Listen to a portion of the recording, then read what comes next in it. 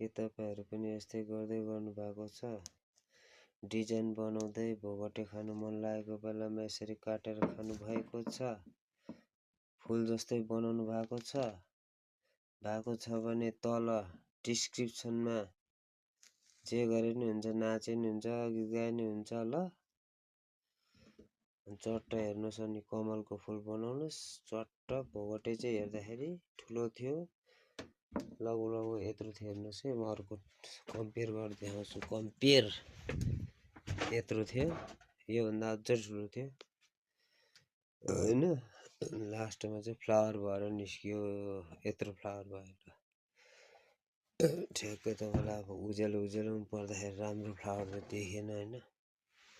Colour combination टक्कै यसले चाहिँ कस्तो कस्तो गर्दैछ, फेरि तल तल गइदिएछ। यस्तो गरिदिएपछि चाहिँ तपाईको सबै सर्लक्क देखोस् न। चट्ट हैन, सर्लक्क शैली, सर्लक्क गयो। पहिला प्लान ब्लुङ बनाउँदाखेरि चाहिँ कसरी बनाउँदाखेरि हुन्छ भन्दाखेरि चट्ट त्यहाँ स्टाइल नपारी बस्ने।